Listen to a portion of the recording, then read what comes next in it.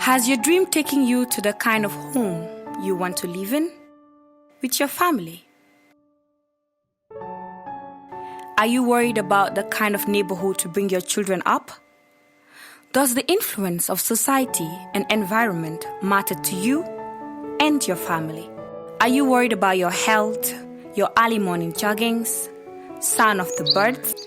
Does accessibility contribute to your daily activities? If yes, Universal Properties has homes, lands on our estates, property management, and construction, just at the right spots for the most reasonable offer.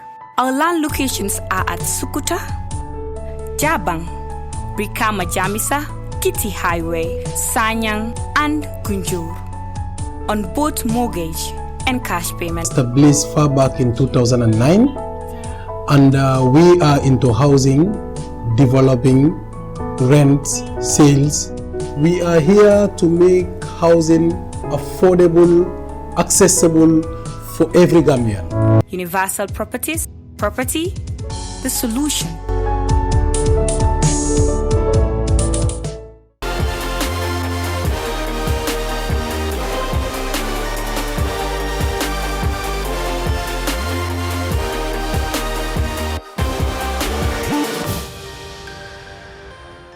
Hello viewers, you're watching the Youth Dialogue and I am your host Jennifer Sonko. It's always good to be back. Today we decided to do an outdoor program just to change environment. I know this is not familiar to all of you, but we just decided that we are going to take it this way today because we are looking forward to having a free conversation, a healthy conversation when it comes to women's rights in the country. That is why with me today I have Maud Lamin Davis. He's a he for she. I think it's good to have a man here to talk about how he is fighting for the rights of women and girls. Quite important. We also have Fatu Jukadabo. She is a youth and gender activist. I've been following her a lot on social media, so we are meeting today for the first time. This shows the power of social media. When I had conversations with her, she's like, wow, hamantan on Facebook, which is really good.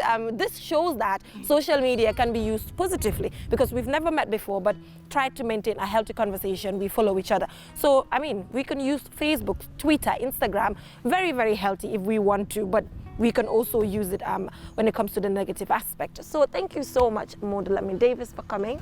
Thank you, Jennifer. It's a pleasure to be in the company of my good sister, Juka Lion, and of course yourself. Yeah, Alexa. Thank you so much, Fatu, for coming.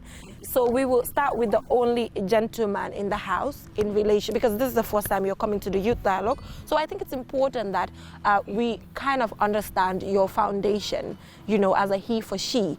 What pushed you to do this? Is it seeing your mom at home or your sisters or society in general? What really pushed you to take this path? Okay, so like you said, my name is Maud Lamin Davis, and I work with Action Aid International, the Gambia. But I'm also a founding member of He4C, the Gambia. So He4C is a young men-led organization that is under the auspices of the Network Against Gender-Based Violence. It was founded in 2014. What we do is, it's a group of young men that fights for the rights of women and girls with focus on gender-based violence, such as issues like female genital mutilation and child marriage. Of course, like you said, because this is a patriarchal society, and it's very difficult to have men come out to talk about some of these issues. So growing up, of course, one of the first things I've realized is that women are human beings. So they have their human rights first before, being our sisters and our mothers. I think it's important that we have that level playing field or ground where they could, excel in life. So I have a sister too. I've seen her undergo FGM.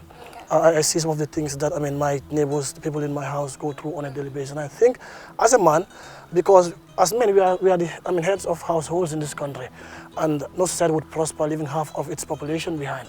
So I think it's important that I also use my voice, starting from talking about child rights and child protection issues to talking about GBV and feminism. Using my voice as a man, getting other men to come outside to say they want to put a stop to FGM and child marriage. Because I have this conviction that if men could come out to say they want to put a stop to it, then I think in the next 5 or 10 years we would see a stop to FGM. Because of course we know, when you talk about these things mostly, men mostly would take center stage when it comes to these discussions. And we've seen women that wouldn't want to subject their daughters to these harmful traditional practices, but because their husbands are in support of it, they'll rather, subdue and, take their daughters to these harmful traditional practices. So if we have men and boys to stand up to say, we want to put a stop to it. And I think, in the not too distant future, we would see, zero FGM and sexual violence issues. So, Jika, what do you think? Why do you think it's important to have he for she's in existence? You know, people like Davis as men standing up for women. What do you think? Why is that important?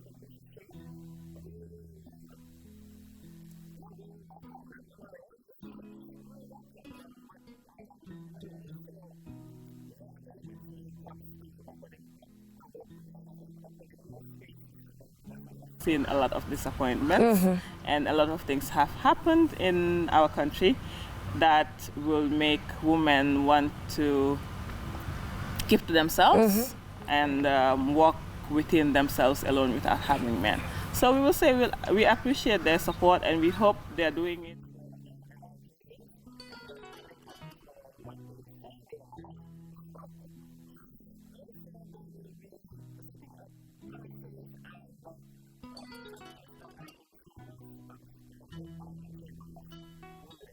Why sometimes nga gis ki nga xamantene sax xej na di nga ne duty bearer la because gis nañ ko fi bezona and then ñu ñoo wara protect the rights of women and then ñom ñuy def li nga xamne waruñ ko def so sometimes fokk na ne yu mel ni tam motax nit ñi ñu ne he for she amut because warulo gëna sa declare ne man he for she la in a way but just your responsibility buñ def sa ko daf la wara def he for she automatically. Yeah, because as Davis said, men and women are equal in the eyes of God. So men and women are equal from the beginning, so why did we get...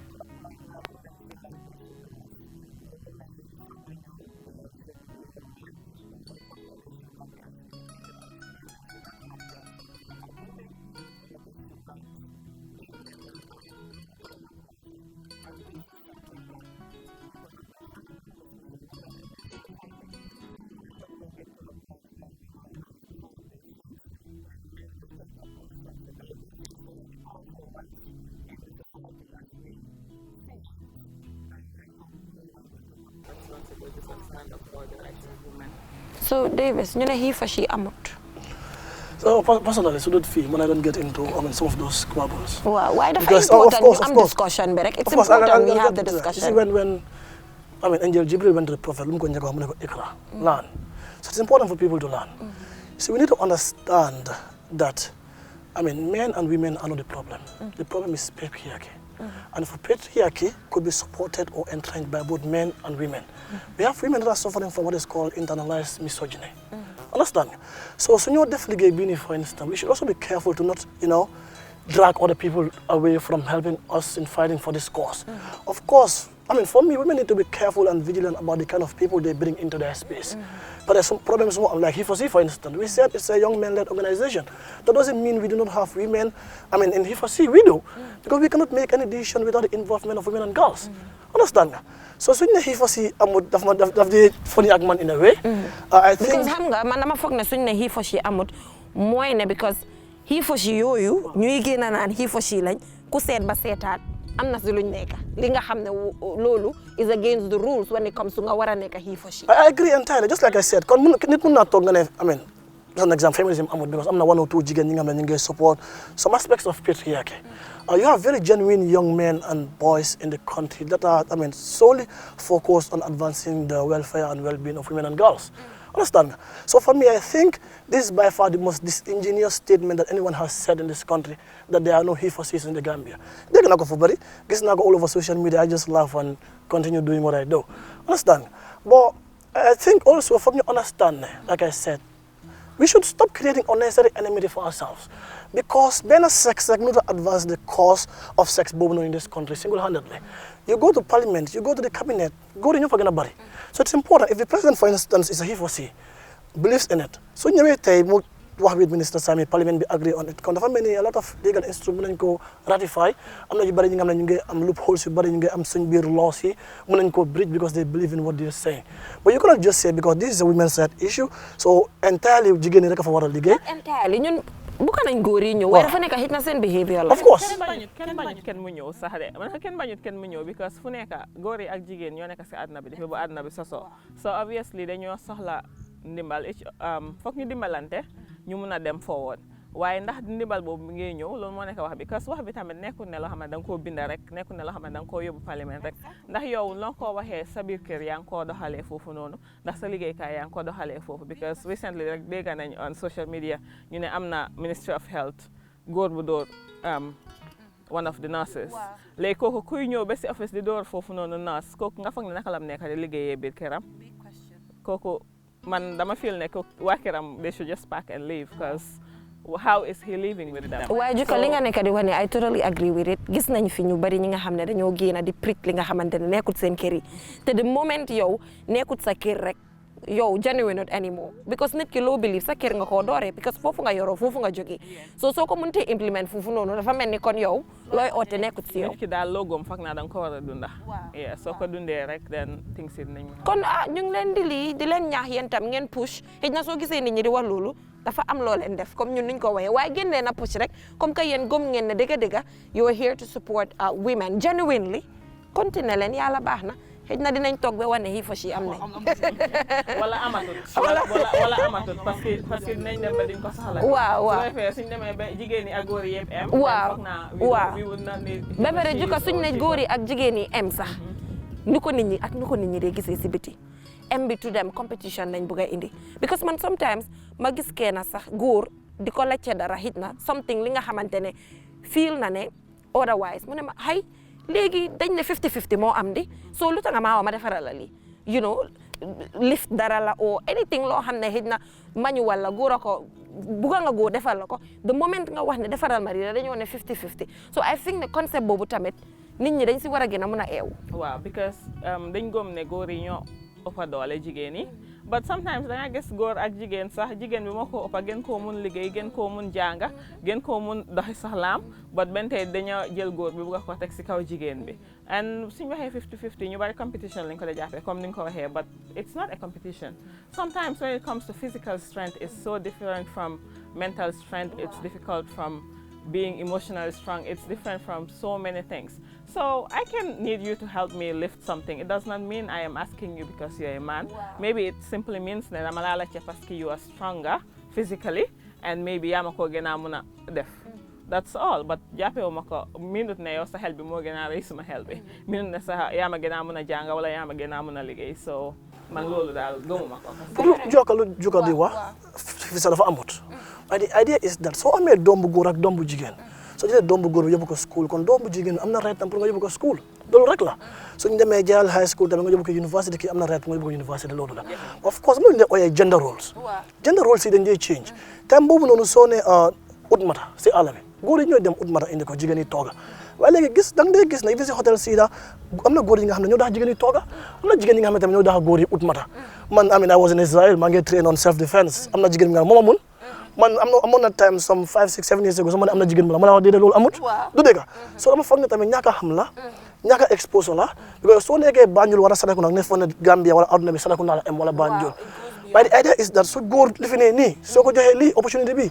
jigéen war naa mën a am opportunité bii nii ñoom ñëpp suñu jàngee am seen kayit ngay ut liggéey di ut liggéey su dee jigéen baa gën a qualifié góor bi yow warloo am sañ-sañ boobu noonu pour jox am góor boobu noonu liggéey bi just because góor la su dee jigéen baa ëpp qualification jigéen bi nga ko jox mu defal liggéey bi jamono ñooy so that is the idea ba pare man lu ma dee wax mooy man dama feel ne comme when it comes to these positions competence la war a nekk not gender man si suma gis-gis sometimes dañu ne ma déedéet dafa wrong nañ ko defee nii 50-50 ñii am to me dama ne as long as individual bi is competent kayitam yi wane na ne competent na pour am a certain place teg ko fa góor la wala jigéen la boobu si man amul gender so yéen loo leen foog because am na ñoo xam ne dina quota system bii nii ñu am fii 50 ñii jigéen well sometimes man dama dee ne I believe in competence bu dee 10 positions a am 10 bi yëpp jigéen rek a qualify to me jokko jigéen bi comme que compétence la ñoo seet na kooku na ko mën a handle bu dee 10 boobu tam ay góor a ko mën a maan wasalaam so ay yéen loo leen foog si loolu. but then soo gisee ñuy wax yëfi quota system bi da ngaa gis ne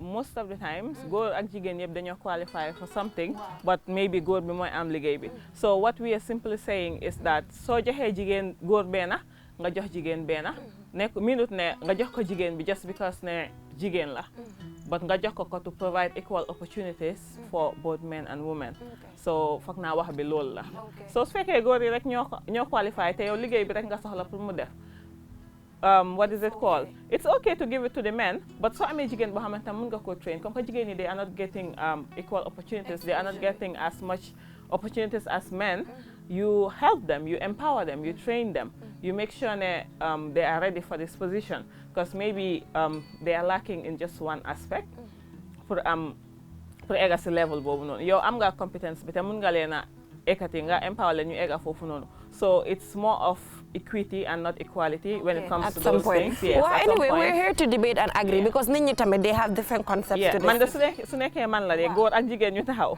jigéen bi laa njëkk a consider su fekkee ñoom ñëpp ñoo am because dafa am yi nga xam ne duñ ko dee wax comme outright there is a form of gender based violence or economic violence am na place yi nga xam ne institutions yi nga xam ne because góor bi ak jigéen bi qualify nañ waaye nga gis ne jigéen bi fu mu nekk nii sëy na mu ngi waaj a am si doom ñu bari suñ demee ut liggéey góor bi lañ ko dee jox because according to the Women's Act jigéen bi su nekkee di liggéey ba biir wasin she is entitled to a 6-month maternity leave waaye ñu bari because soo nekkee sa maternity leave boobu dañ laa fay sa full salary dañ laa jox every single incentive or allowance you are entitled to dañoo préfère pour jël góor yi pour ñu defar leen liggéey boobu loolu tamit which is happening am yenn institution sax duñ dee bëgg a jigéen yu bari because of soo see ñu ne la léegi tey yow nga dem leave loolu lañ laa wax waaw léegi tey yow nga dem leave parce que ñu ngi yaakaar ne yow sëy nga rek immediately yaa ngi xalaat am doom te soo amee doom yaa ngi dem exactly wala nga gis institution boo xam bëgguñ fay jigéen yu bari sax because at the end of the day jigéen ñi dañoo mën a dem leave so yii yëpp si discrimination bi la bokk so talking about ñuy wax about lu góor mun lu jigéen mun gis nañ ne yow a woman in STEM you know you're in STEM and lii nekk na it's this area bi nga xam ne a lot of young girls, a lot of women do not really want to venture into, you know, people like me. But let's say this is my passion, this is what I love. But I speak to a lot of young girls, they're like, science, dafa yaga. Medicine, 7 years, but dafa yaga. Engineering, duñ ko mun, you know, stuff like that. So, yow, naka nga amee motivation bi, drive bi, pour muna def li ba aga fo aga tay? Man, luckily, I will say, because not everyone is privileged to be born into a family bu nga xam ne dañ la support so man luckily dama juddu si family boo xamante ne suma papa is very open minded and depuis bu ma nekkee xale musuma am that idea of kii góor la wala kii jigéen la suma papa dafa musa nekk ko xam ne dafa emale ñëpp man suma mag bu góor ak suma rakay góor yi yëpp ñu ngi si kër bi and since bu ñu nekkee xale lu ma dee dégg suma papa muy wax man depuis bu ma nekk moom depuis bu mu nekkee xale daf daan defar chores pour yaayam daf dee def like there were no gender roles when it comes to chores when it comes to doing dishes so amut góor moo war a def li jigéen moo war a def li even suma mag bu góor dafa raxas bool ba pare soog a dem play football su fekkee dafa war a play football and we are all in the house nekkoon si yeneen néegi maybe nañ ko bàyyi moom mu dem play football ñu wax na jigéen bi kuy man mu raxas bool yi and stuff but there is something bi nga xam ne it's not a privilege bi nga xam ne ñëpp ñoo ko mën a am so man I feel ne dafa commencé si kër yi si famille bi naka nga orienté sa xale wan leen ne they can be anything they can do anything so da nga gis ne man ak suma brothers si yëpp we all had equal opportunities when it comes to school when it comes to learning when it comes to basically education and what is it called exposure yeah so we all had the same opportunities we are on the same level musuma talk ma feel ne my brothers were on a higher level than me. Amazing. So yeah, so I can say it's a privilege because not all Gambian women have this privilege. So janga bila wala? Yow lan nga fokk dafa nekk na sa papa education bila wala yarin bi mom previously? Maybe education bila, maybe yarin bila, maybe exposure bila tamit, you never know. But yeah, mom and my family, luckily they were open, so I was free to choose, and explore and do whatever I wanted to do. When it comes to riding bicycles, people will tell you, jigen wata dawal bicycle, but my father will buy bikes, we will assemble them together. I guess fofula suma love before technical work started, because we will assemble things together, we will open things together, and we will just do anything that people will consider not done for a woman. And I will be riding bikes, I will be doing anything that I wanted to do. So yes, mandal dama Japan orientation regular, because I know a lot of my age mates did not have this opportunity. Okay, so which means for you it was family support? For man, it was family support, okay. And being brought up in an environment that did not limit me, that did not tell me this is what you have to do as a woman, or this is what you want to have to be as a woman. They just let me dream and plan my life, and yeah, supported me as much as they could, definitely. So David, was that the case, Sakir, when you were brought up? Sisters, you have sisters, right? I have a sister. So how is it going there? Do you have any sibling, female sibling, bo xamne mu ngi in STEM? No, but okay. So from a man, I mean, coming from Bakaw, a conservative society, you know. When I was growing up, I used to love cooking. I want to tell me, I'm madam, see one day put Japan and boy. A lot of times, getting married and go to cigar, water finish. So a lot of times, my kind of tea bar, do mama a lot of things. So I don't live with my mom or my dad. Guy, man, can I killed. A lot of times, I'm struggle a lot, but even like because then that skill, understand? So I'm I try as much as possible to make sure every single guy in that house, I'm a makomak. Danga duga si one bit, danga ligay, danga toga akyo nono soko buge, eligak si bamlo fanga ko sohle. So a lot of people times they buga put some of these things, and because of environment where they joge from. And the first time I saw Joka Hamon Nanes was different from every other girl I know. Because from time on, people would say a tomboy sort of. So I was a bit surprised. That is what drew me close to her. Because she was always different. One out of Landelu, the one boy guy, she didn't care. So I think environment of I'm solo torop. But I nyaka janga but I'm solo. Because if I'm marrying a ham like Mansuma kid, for instance, my jango, my mom jango, they don't understand some of these things. Put nyom toga be ras bobe you put go. My environment hamne activism hamun ko sa. So when I started activism, I used to be discriminated against a lot. They were calling me names, God jeering, Alifin, Yangi Tele. Then I have some radio, Moramaga de Bloco. Because when you were in Marto, Yangi radio, things like that, because understanding them for at all. But a lot of them, growing up, you get rich with a guy, all the time now I'm coming call wala kunyo si man mako. So I'm focus on I hale. Again, I want to make sure nga defara guy that level playing field or ground. Na bagay ñu dem ku nekk fo bëgga dem nga dem fa jamono ñoy.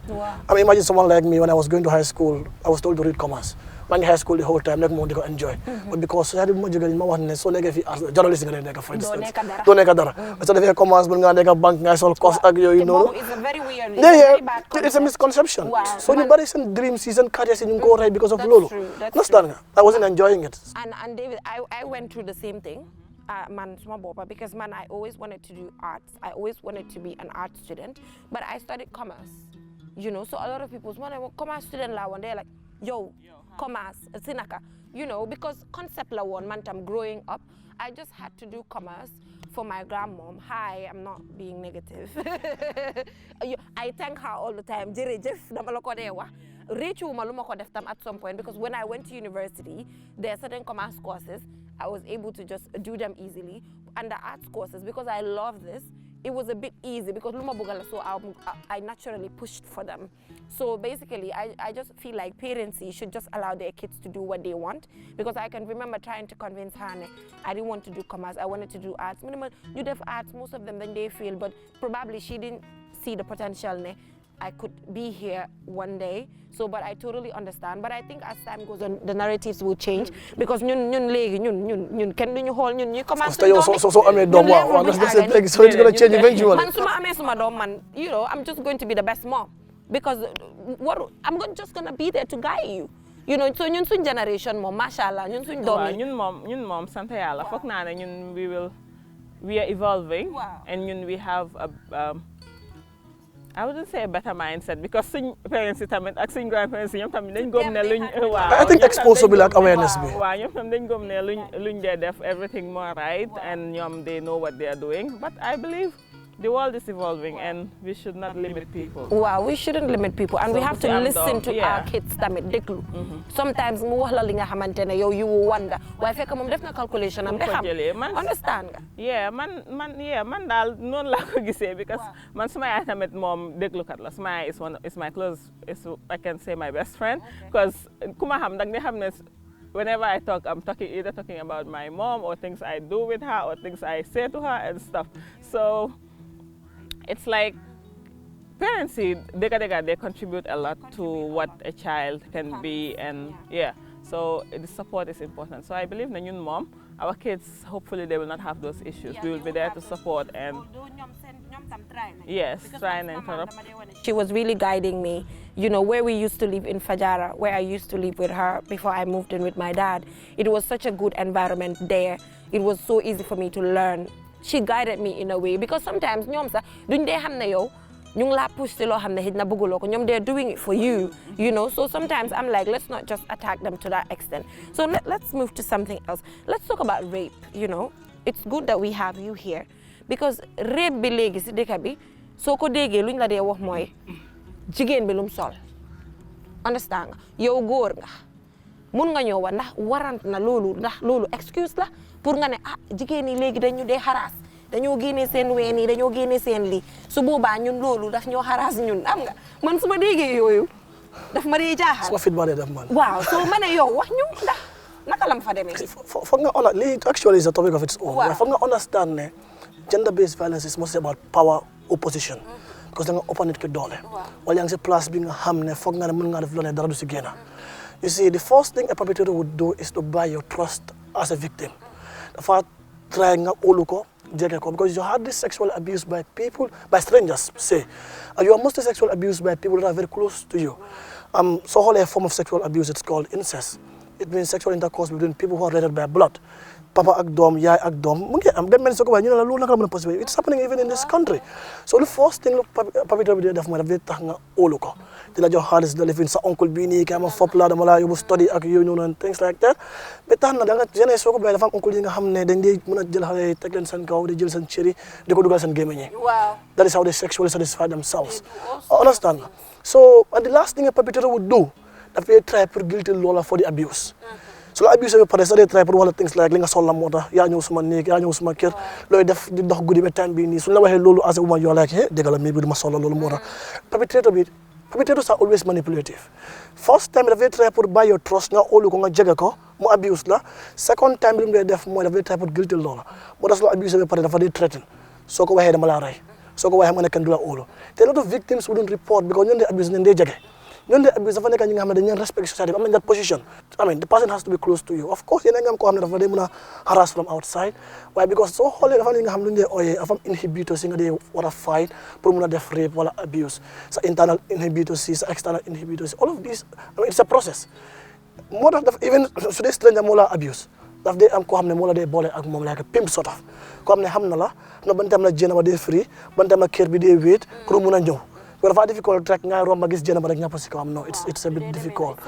It's a whole process. So foog mu nekk ko xam ne daf la jege pour mën a def loolu waaye tamit soo ko defee dafa dee guilty law so daf lay tax yow doo dee ñeme ñoo report bi wala ngay foog ne kenn du la óolu mu laa wax ay kàddu yi nga xam ne soo ko waxee sa papa turam dafa yaw wala dram dafa yaw nga bañ loolu yéen xam nga ne soo ko waxee kenn du la óolu because sa papa moo la ko def and things like that so a perpetrator or an abuser would do things like that. So yooyu moom dañ ko fi dee dégg li ngeen sol yéen ak ñoo abuse yooyu lañ fi dee dégg yéen jigéen ñi li ngeen sol moom loolu question yi dof la because lu nga sol being rape la loolu man foog naa waxi dof la parce que ku la rape nekkul dof te what do I call it nekkul dof te nekkul animal even animals sax they see each other naked they're not wearing clothes or anything but duñ dee ñàpp wante seen kaw musuma I don't know what it's like in the animal world but it's hard nga gis animal buy ñàpp si kaw moromi animal without consent.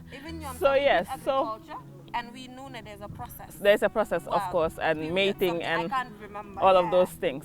So coming back to rape, I believe there is no excuse for it. Because even sorry in it, I can tell you there are chances that a mistake, voila, it happened on the spot. But with rape, you plan it. It's never an accident.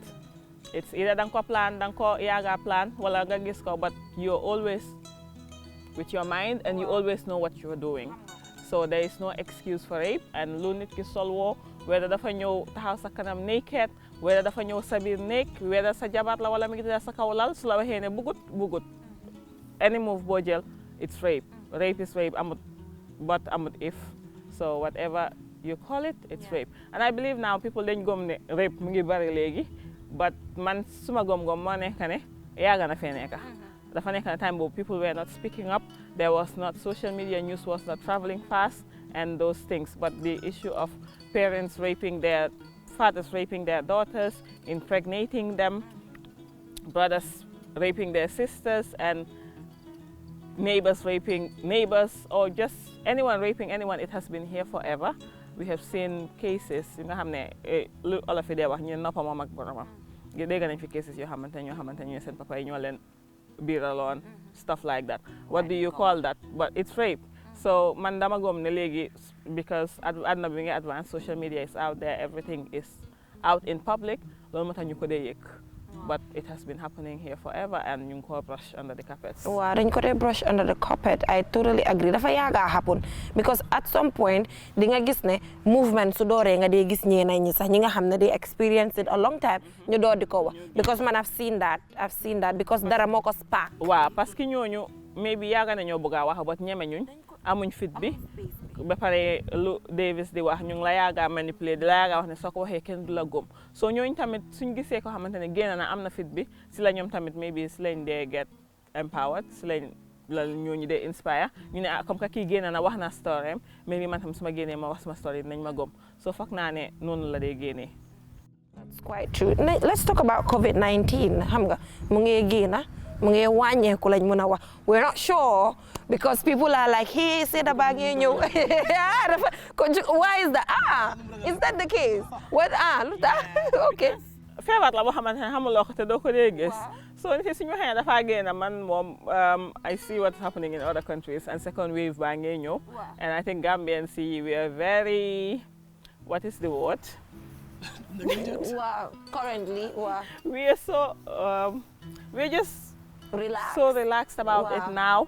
So hey, the people started ñu bari gëmuñ ko. So suñu gisee ne léegi mu ngi dem dañoo wax ay waxi neen la rek wala feebari tubaab la dégg naa fi boobu feebari tubaab la ñu ne ñu ne feebari komba sa salem ñu ne so mun ma understand so foog naa bente ñu continuer moytu keep suñ distance and protect ourselves because nit ku nekk how did it affect you? You know, any mental issues because depression bitam mu ngi bari woon during that time. It affected me a lot because man dama nekk nit ko xamante ne dama xiiboon so dama dee gaaw a ba pare ay fi respiratory issues daf ma sonal torop so bu Covid bi starté rek bu ñiti waxee ne nañ toog benn place def ni man knowing myself I just kept to myself. I stopped going to work for a while and I distanced myself. I have not been seeing people. There are people I love so much that I have not seen in months, in over 8 months. And lolo rek the family because these are people you love, these are people you want to be close to. But because you're protecting them, maybe they're older than you, they're older people. You don't want to be the one to infect them. It makes me think, how will you feel if someone dies and you know it is from you? Yow yaa tax ne kii mu dee because yow yaa ko infect so man I would rather stay at home and miss them than go to them and put them at risk. So all of these things weighed down on my mental health but yeah I'm able to pull through and I resorted to cooking. If you know me, you know I've been cooking a lot. Yeah, baking and yeah, I've been cooking a lot too. Because of COVID, I even know how to bake cake now. So I've been cooking a lot. The same thing happened to me during the COVID because I'm asthmatic. So normally I work only on Saturdays just to record youth dialogue and read the news. So I used to do a lot of cooking at that time. Because you know, wow, it was so depressing. Wow, so for you, how was the experience? It's not worse anyway, we're still on it, but let's just pretend I mean, of course, with survivors of gender-based violence. Like, a lot of people in there oversight the fact that we go through a lot. Someone like me, so I mean, for them si beach, them si gym, for them therapy. COVID bag in your phone, I can get take again, you cannot talk to people. So it was difficult for someone like me. I had to lose like close to 6 kilos or so. I can talk about plus. Man, I gain weight. Yeah, you don't gain weight. Because you know, I mean, we are hearing stories of survivors on a daily basis. Wow. And they deal with these people. So for me, that safe space, being them talk for, distract like you know. Like I'm lolo yang sabir all day, every day. You're fighting with your demons. It's difficult. Yeah, it was so you I mean, we are not made of stone. Wow. Then they go through a lot. So one of the people need to understand that we also have our emotions. You know. So COVID has been a mess. Talk been a plus. You cannot do this. You cannot have interviews. You cannot organize trainings. You can do anything. You can talk. You cannot go to restaurants. It was really depressing. Man, mom, it was so depressing for me. Why am I gisna yo? At some point, you took it positively because gisna la yang join hands in relation to the fight with your 3D printing. Yes, with that it was more of work. Yeah, you know, they say business people look for opportunities. So when the opportunity arises and you're in the business, you take up the opportunity and find solutions. So with 3D printing, it was more of providing solutions while doing business.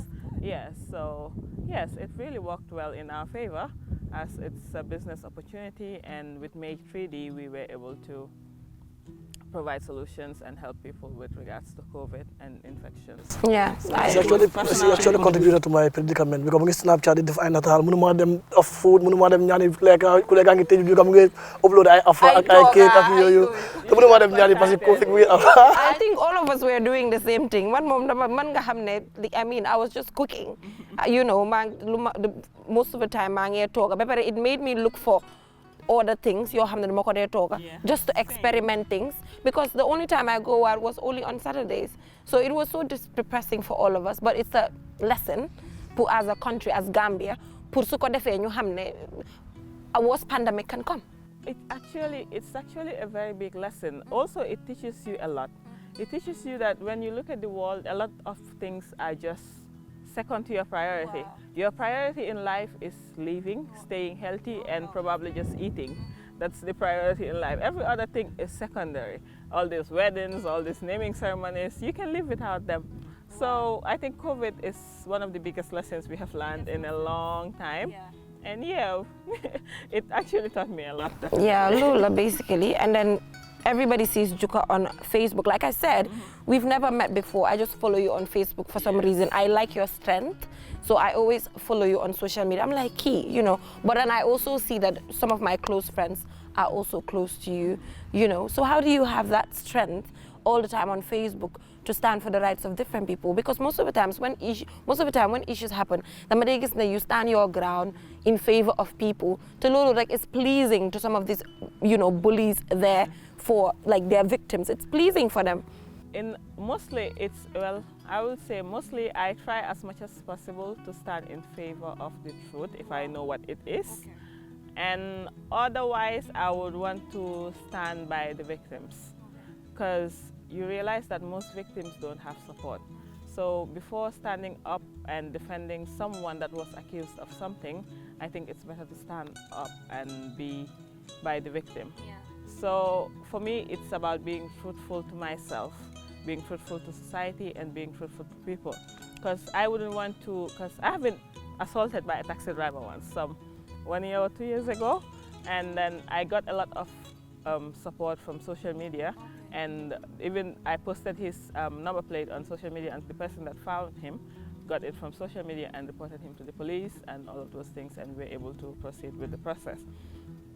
So for me, it's about standing up for what is right, because if you don't stand up for people, you don't expect people to stand up for you when you are being assaulted. And again, I was brought up by a man. My father is someone that always taught me to stand up for myself, stand up for the right thing, and always speak up. When you don't feel comfortable, speak up. When you feel something is wrong, speak up. When you see injustice, speak up.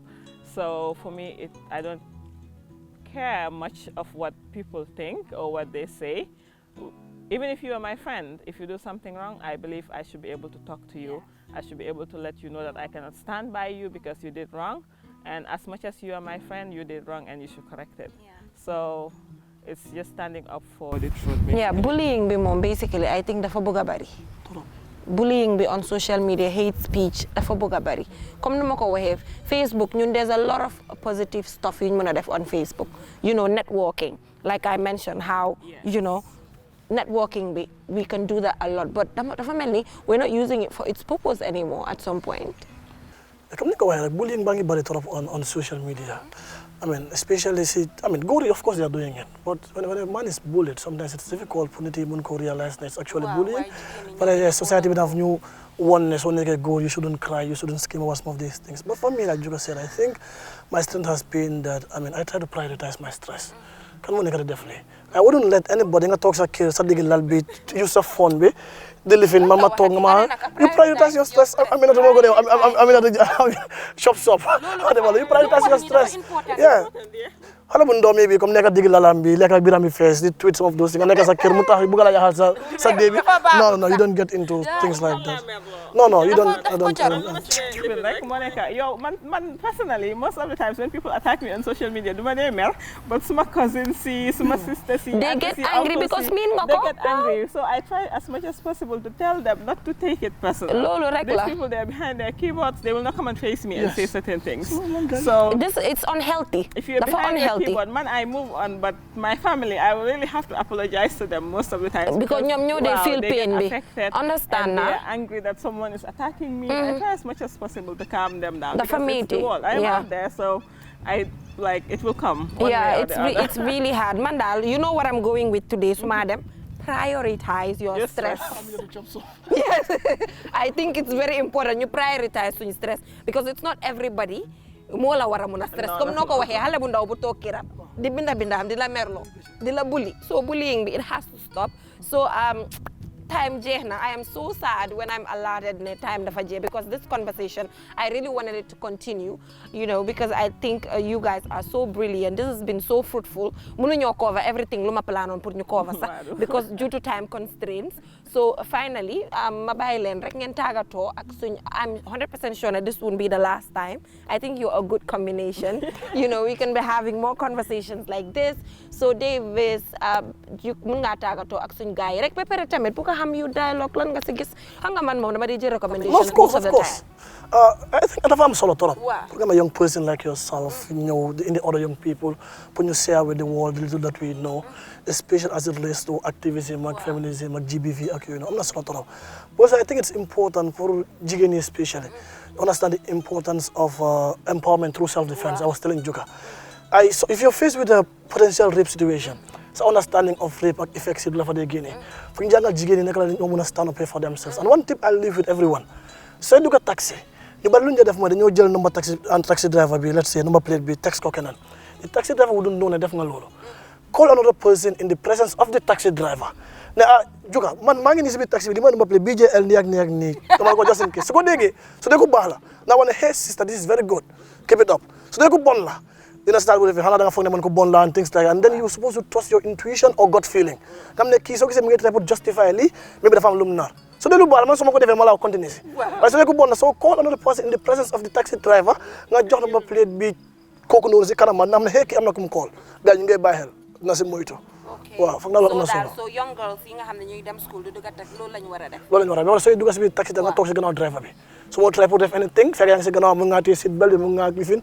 Always some build set ne jigen nga ponkal nga and that's it. Always use your voice to yell, scream. So you ho fi sa ñep dañu ñëw pour dimbal la so ñëwé nga mëna wax gaay dafa ma bëggona assault wala so bëggé jane ponkal nga ina sa du dé or ba bare so dox at night nga gis dafa ko nekk sa gannaaw the first thing we teach people is to trust your intuition or gut feeling ki mu ngey ñëw mala mu attaque wala dédét do I have a place to run ak yoyu nonu understand nga jégé na la nga xamné ci yow la sa phone bi nga amé noko use pour toj bomb if possible because for nga escape kon you hol waaye so you tamit dafa am keywords wara use defense bi nga wax ni dañ ko wara introduce at school level so ñu ngi seen lifin ndànk because gis naa leen yéen a ngi koo def man sa I need to join because jigéen ñi sona nañ waaw so juka finally waaw sona nañ parce que lu ñoo wax yépp fu nekk ni they are only telling the women what to do how to defend themselves how about we tell the men what not to do exactly like what not to do I think it's very important but then again come na ko waxee at school level we tell the kids tell them what their body is make them understand what is wrong and what is right how people should approach them how people should talk to them where people should touch and where they shouldn't touch so these are the things that I believe every parent or sister or any family member should teach young kids at home. Important. Make them understand what their body is and what is wrong, and what they should be aware of. In case someone touches you here, come and tell me. No matter what it is or no matter who it is, tell me. So yeah, with you dialogue, Mom, continue, right? Because I see you're doing a great job. When you messaged me, I told you I already knew what you were doing because I have seen what you have been doing.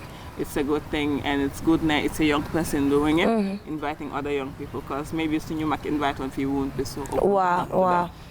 Yeah. So yeah, continue doing. Yeah, we'll keep pushing anyway. We've been doing this for 3 years now. It's been so hard. You know, like I was just telling you how hard it is. It was so hard for me to even get your details ASAP and all of that. But you guys were so patient with me. But you guys were so open. I just contacted both of you, and then didn't know. So lolo appreciate na ko. Torop viewers, bala matagato. My usual Rugi's Creation did this outfit for me.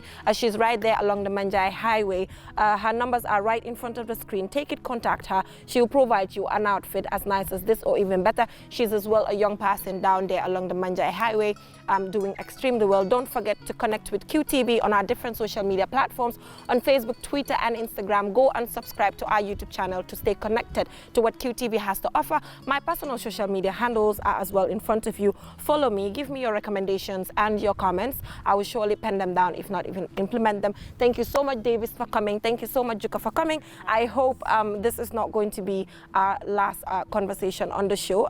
We are here, you know, because it's a safe space for young people in the country. Buguma wana program bi je way man Yusufa ak Muhammad nuñ ma alaté metina ma di len gërem nak di len gërem. Thank you so much Yusufa. Thank you so much Faha as well, Muhammad, and to Adboy as well, for always making sure that this program is well edited and put in front of your screens on time. Thank you so much to the team.